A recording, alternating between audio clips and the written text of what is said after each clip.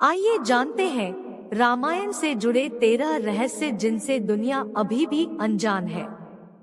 भगवान राम और देवी सीता के जन्म एवं जीवन यात्रा का वर्णन जिस महाकाव्य में किया गया है उसे रामायण के नाम से जाना जाता है। हालांकि ऐसा माना जाता है कि मूल रामायण की रचना ऋषि वाल्मीकि द्वारा किया गया था, लेकिन कई अन्य संतों और वेद पंडितों जैसे तुलसीदास, संत एकनाथ आदि ने इसके अन्य संस्करणों की भी रचना की है। रामायण के हर 1000 श्लोक के बाद आने वाले पहले अक्षर से गायत्री मंत्र बनता है। गायत्री मंत्र में 24 अक्षर होते हैं और वाल्मीकि रामायण में 24,000 श्लोक है। 2.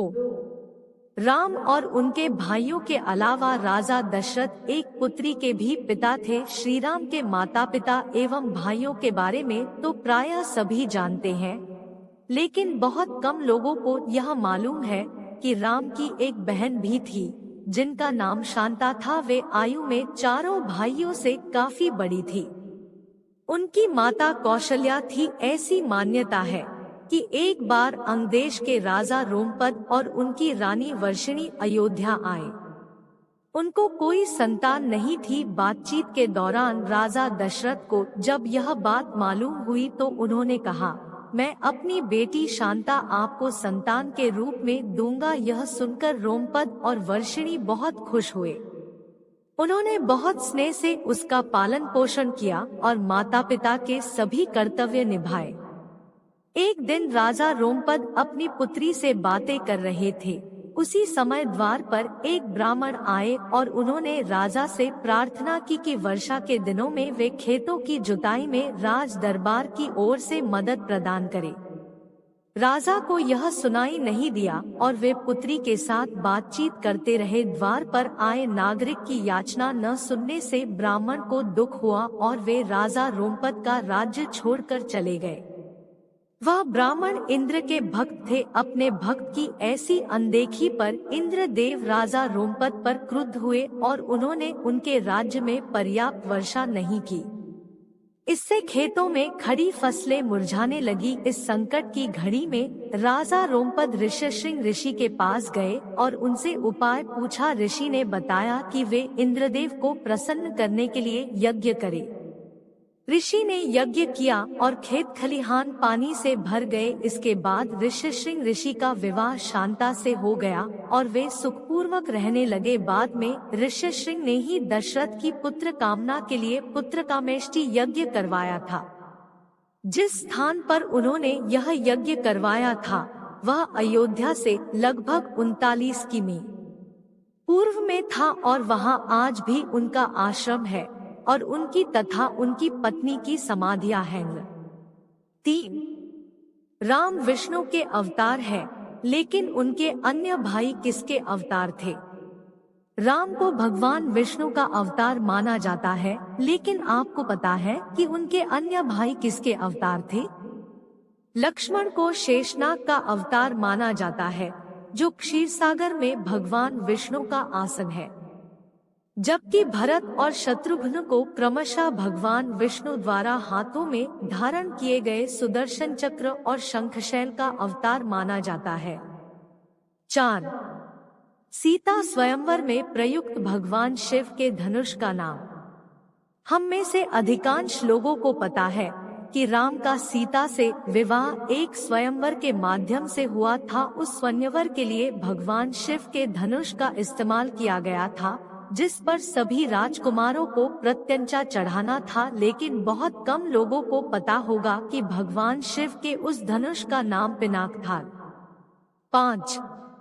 लक्ष्मण को गुदाकेश के नाम से भी जाना जाता है। ऐसा माना जाता है कि वनवास के 14 वर्षों के दौरान अपने भाई और भाभी की रक्षा करने के उद्देश्य से लक्ष्मण कभी सोते नहीं थे। इसके कारण उन्हें गुदाकेश के नाम से भी जाना जाता है। वनवास की पहली रात को जब राम और सीता सो रहे थे तो निद्रा देवी लक्ष्मण के सामने प्रकट हुई। उस समय लक्ष्मण ने निद्रा देवी से अनुरोध किया कि उन्हें ऐसा वरदान दे कि वनवास के 14 वर्षों के दौरान उन्हें नींद ना आए और वह अपने प्रिय भाई और भाभी की रक्षा कर सके। निद्रा देवी इस बात पर प्रसन्न होकर बोली कि अगर कोई तुम्हारे बदले 14 वर्षों तक सोए तो तुम्हें यह वरदान प्राप्त हो सकता है।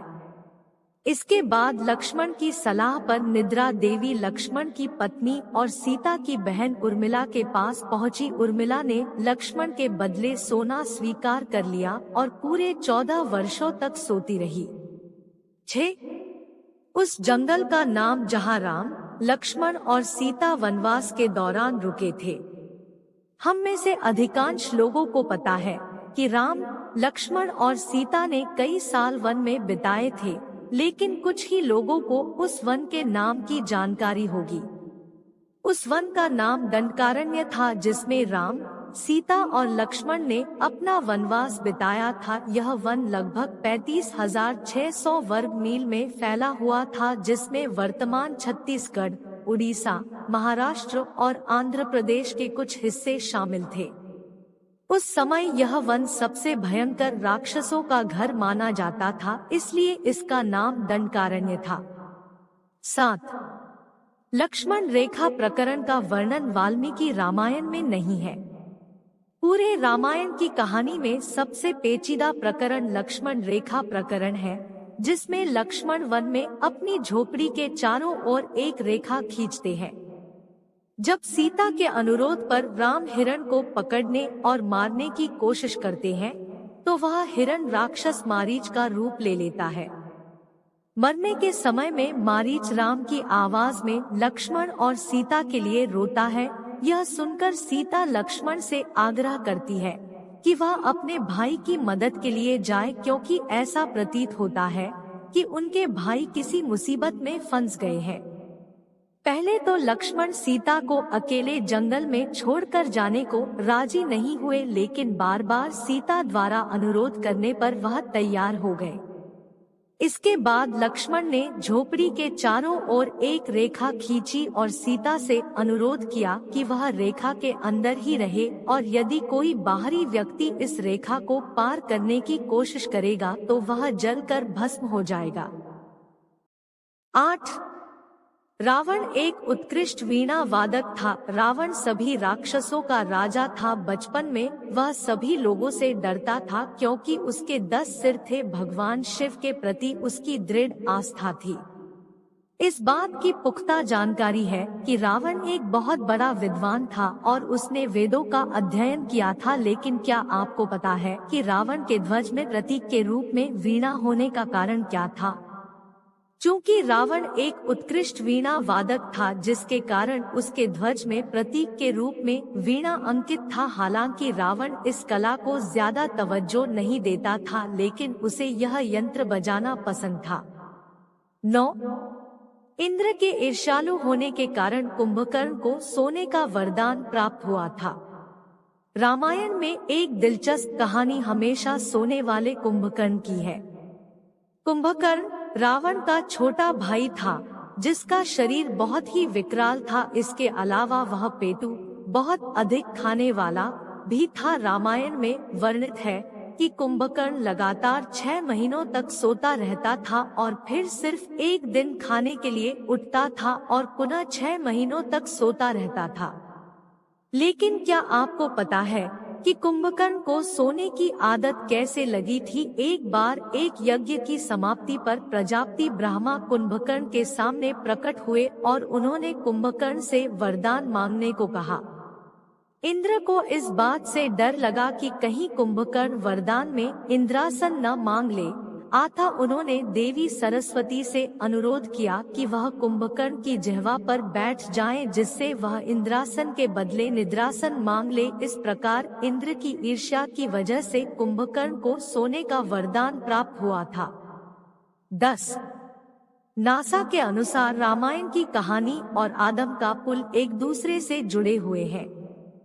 रामायण की कहानी के अंतिम चरण में वर्णित है कि राम और लक्ष्मण ने वानर सेना की मदद से लंका पर विजय प्राप्त करने के लिए एक पुल का निर्माण किया था। ऐसा माना जाता है कि यह कहानी लगभग 750,000 साल पहले की है। हाल ही में नासा ने पाक जलसंधि में श्रीलंका और भारत को जोड़ने वाले एक मानव निर्मित प्राचीन पुल की खोज की है और शोधकर्ताओं और पुरातत्वविदों के अनुसार इस पुल के निर्माण की अवधि रामायण महाकाव्य में वर्णित पुल के निर्माण काल से मिलती है। नासा के उपग्रहों द्वारा खोजे गए इस पुल को आदम का पुल कहा जाता है और इसकी लंबाई लगभग 30 किलोमीटर है। रावण को पता था कि वह राम के हाथों मारा जाएगा। रामायण की पूरी कहानी पढ़ने के बाद हमें पता चलता है कि रावण एक क्रूर और सबसे विकराल राक्षस था जिससे सभी लोग घृणा करते थे। जब रावण के भाइयों ने सीता के अपहरण की वजह से राम के हमले के बारे में सुना तो अपने भाई को आत्मसमर्पण करने की सलाह दी थी। यह सुनकर रावण ने आत्मसमर्पण करने से इनकार कर दिया और राम के हाथों मरकर मोक्ष पाने की इच्छा प्रकट की। उसके कहा कि अगर राम और लक्ष्मण दो सामान्य इंसान हैं, तो सीता मेरे पास ही रहेगी क्योंकि मैं आसानी से उन दोनों को परास्त कर दूंगा, और यदि वे देवता हैं, तो मैं उन दोनों के हाथों मरकर मोक्ष प्राप्त करूंगा। 12 आखिर क्यों राम ने लक्ष्मण को मृत्युदंड दिया? रामायण में वर्णित है कि श्री राम ने न चाहते हुए भी जान से प्यारे अपने छोटे भाई लक्ष्मण को मृत्युदंड दिया था। आखिर क्यों भगवान राम ने लक्ष्मण को मृत्युदंड दिया था? यह घटना उस वक्त की है जब श्री राम लंका विजय के बाद अयोध्या लौट आए थे और अयोध्या के राजा बन गए थे। एक दिन यम देवता कोई महत्वपूर्ण चर्चा करने के लिए श्री राम के पास आते हैं। चर्चा प्रारंभ करने से पूर्व उन्होंने भगवान राम से कहा कि आप मुझे वचन दे कि जब तक मेरे और आपके बीच वार्तालाप होगी हमारे बीच कोई नहीं आएगा, और जो आएगा उसे आप मृत्युदंड देंगे। इसके बाद राम लक्ष्मण को यह कहते हुए द्वारपाल नियुक्त कर देते हैं कि जब तक उनकी और यम की बात हो रही है वो किसी को भी अंदर न आने दे, अन्यथा वह उसे मृत्युदंड दे देंगे। लक्ष्मण भाई की आज्ञा मानकर द्वारपाल बनकर खड़े हो जाते हैं। लक्ष्मण को द्वारपाल बने कुछ ही समय बीतने के बाद वहां पर ऋषि दुर्वासा का आगमन होता है। जब दुर्वासा ने लक्ष्मण से अपने आगमन के बारे में राम को जानकारी देने के लिए कहा तो लक्ष्मण ने विनम्रता के साथ मना कर दिया। इस पर दुर्वासा क्रोधित हो गए तथा उन्होंने संपूर्ण अयोध्या को श्राप देने की बात कही। लक्ष्मण ने शीघ्र ही यह निश्चय कर लिया कि उनको स्वयं का बलिदान देना होगा ताकि वो नगरवासियों को ऋषि के श्राप से बचा सके, और उन्होंने भीतर जाकर ऋषि दुर्वासा के आगमन की सूचना दी। अब श्री राम दुविधा में पड़ गए क्योंकि उन्हें अपने वचन के अनुसार लक्ष्मण को मृत्युदंड देना था। इस दुविधा की स्थिति में श्री राम ने अपने गुरु वशिष्ठ का स्मरण किया और कोई रास्ता दिखाने को कहा। गुरुदेव ने कहा कि अपनी किसी प्रिय वस्तु का त्याग उसकी मृत्यु के समान ही है, अतः तुम अपने वचन का पालन करने के लिए लक्ष्मण का त्याग कर दो। लेकिन जैसे ही लक्ष्मण ने यह सुना तो उन्होंने राम से कहा कि आप भूल कर भी मेरा त्याग नहीं करना, आपसे दूर रहने से तो यह अच्छा है कि मैं आपके वचन का पालन करते हुए मृत्यु को गले लगा लूं। ऐसा कहकर लक्ष्मण ने जल समाधि ले ली। 13 राम ने सरयू नदी में डुबकी लगाकर पृथ्वीलोक का परित्याग किया था। ऐसा माना जाता है कि जब सीता ने पृथ्वी के अंदर समाहित होकर अपने शरीर का परित्याग कर दिया तो उसके बाद राम ने सरयू नदी में जल समाधि लेकर पृथ्वीलोक का परित्याग किया था।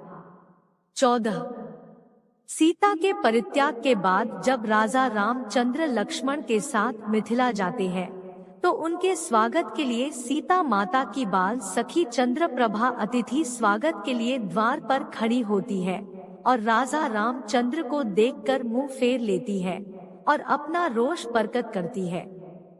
दूसरे दिन जब सीता जी की माता का आदेश लेकर जब राजा राम जी को सुनाने जाती है तब रामचंद्र उनसे मुंह फेरने का कारण पूछते हैं और जो भी उसके दिल में है उसको कहने को कहते हैं। चंद्रप्रभा दुखी मन से कहती है, अयोध्या ने मिथिला के बेटी सीता के साथ जो किया, इस कारण से वह मिथिला के सभी दीवारों पर लिख देगी कि मिथिला वालों अब कभी अयोध्या अपनी बेटी ना व्याहना।